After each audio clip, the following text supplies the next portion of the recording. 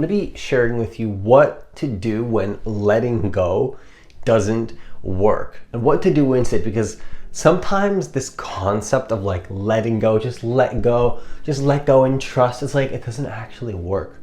I'm going to share with you what to do instead so that you can finally get to the bottom of how to actually let go, what it actually means, so that you can get what you want, actually attract and get what you want in your life.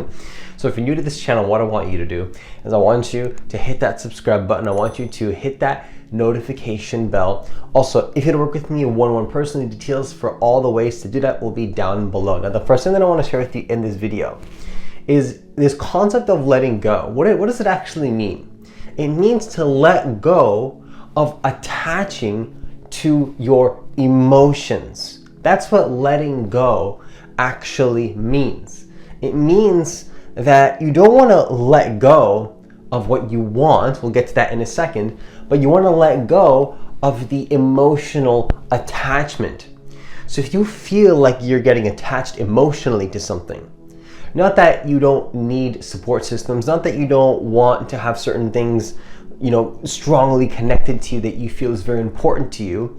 I'm not saying to like not have a house, or not like if you want to like buy a house, don't buy a house or something like that. Of course, attach in that sense, like have a house, right? But like don't attach to the emotion of what you feel when you feel like you're getting attached to something emotionally. So what this means is to become a master of your state of being.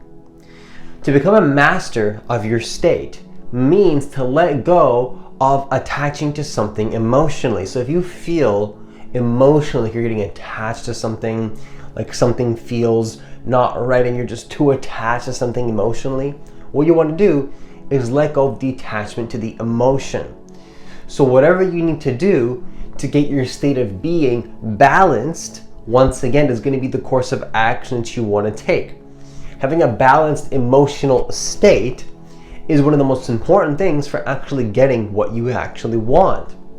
Now, I'm not saying that you can't get what you want if you're angry or you're emotional, but a lot of the times, if you take more control of your state of being, you'll find that you become much more attractive. And by attractive, really what I mean is just you feel better, you feel more connected to who you are, and so you're creating less resistance to naturally having what you want. Attracting something isn't this method or this technique, it's a natural part of who you are when you're in resistance to the natural flow of life.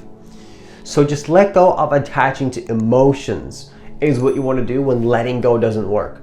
Because sometimes you might hear somebody say, just let go, and you might misinterpret that to like let go of controlling your emotional state. And I personally don't think that's the way to go. I don't believe that letting go of controlling my emotional state is good for me personally. Anytime that I've ever let go of controlling my emotional state, it has led to chaos.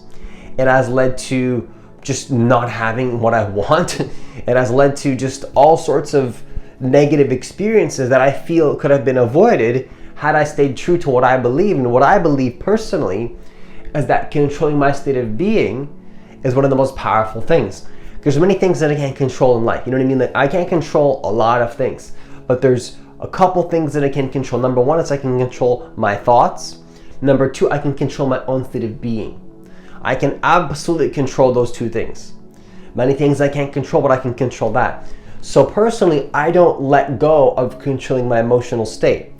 And I fully control my emotional state. So when somebody says, just let go and trust the universe, what they're really saying is let go of attaching to emotions. But in my personal opinion, that doesn't mean to let go of controlling your emotional state.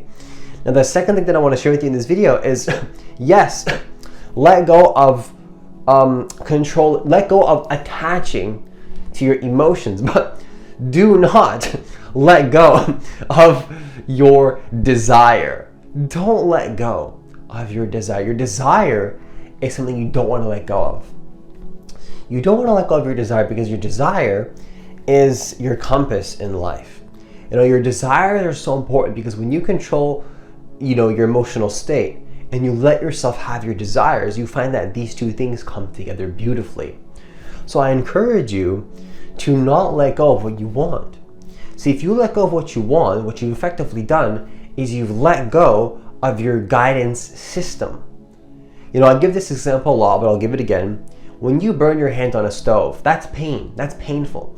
And what I think a lot of people forget on this planet, planet Earth, I think that people forget on planet Earth that pain is the exact thing that is telling you through your experience what is unwanted.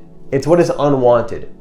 We can forget our natural guidance system that pain is showing us what is unwanted, and we can start to fall into programs and beliefs that are out of alignment with the natural intelligence that we have, where we feel like we need to amplify pain and do things that hurt us. Now, of course, an interesting concept is that pain is relative, of course, because what is painful to one person may not be painful to another person, depending on the identity and who you are. Because when you're at varying frequencies, a person at one frequency, what is painful can be not painful at all to another person at a different frequency. Like, for example, if you see a Kung Fu master punching through wood, you might think like, oh, that's painful. Maybe not for him. There's zero pain for him because he's already accustomed to that frequency. When you become one with something, there's no pain anymore. And there's also those other Kung Fu masters or whatever, I don't know exactly what they do. They walk on hot coals and stuff, right? There's no pain there. There's no pain. They don't actually feel pain when they walk on the hot coals. Why is this? Because they're one with the coals. And as crazy as it sounds, when you become one with something, any associated pain that might be perceived as pain from an outside frequency, there's not going to be any pain in that frequency when you're one with that frequency. There's not going to be any pain.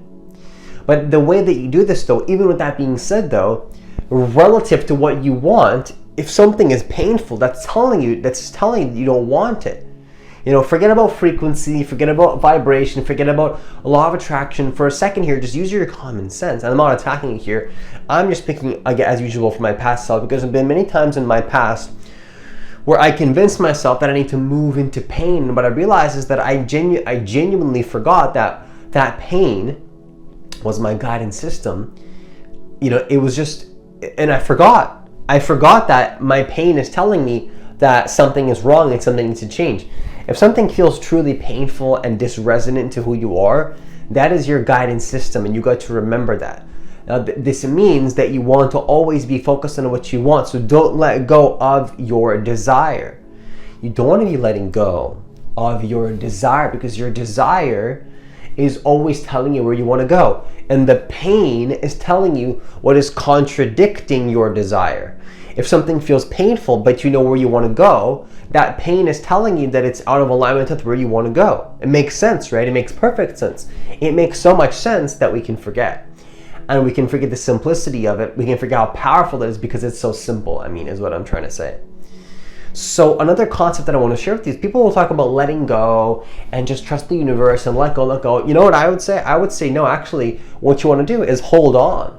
Hold on to what? Hold on to your identity. Don't let go. When letting go doesn't work, if you've heard somebody say, just let go, and it hasn't been working for you, here's what you do instead. Hold on to your identity. Now, once again, going back to the first point in this video, you don't want to be letting go in the sense that you're letting your emotions go all over the place, right? Let go of the attachment to the emotion.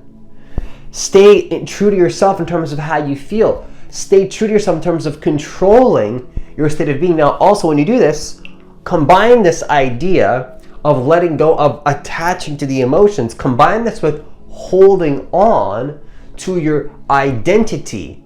And what you'll find is that you become incredibly powerful you become much more powerful, and you powerfully start to create your reality once again. Once again, you remember that you can create exactly what you want. So hold on to your desire. Don't let go of your desire, because if you let go of your desire and your identity, that's a recipe for not getting what you want and then feeling confused and disoriented and you don't know why. Well, here's why, because there's a lack of intention. See, intention is very important. Really, to become a powerful manifestor, you need to balance intention and surrender. You know, you need to, if you stop watering a plant and you just let go, is the plant going to grow? No, it won't. You can't just let go.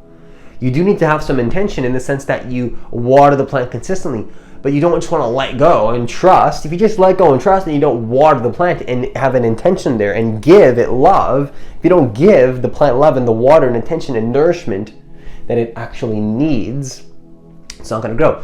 So hold on to the structure of watering the plant. Don't let go of the structure that you want to water the plant consistently. You don't want to let go of that. If you let go of that, the plant won't grow. So what you want to do is hold on to your identity. What is your identity? It's who you decide to be, whatever it is that you're creating in your life. Whoever it is that you're deciding to be, hold on to that identity. Don't let go of that identity. Hold on to that identity for dear, like as strongly as you want. Don't let go of it at all.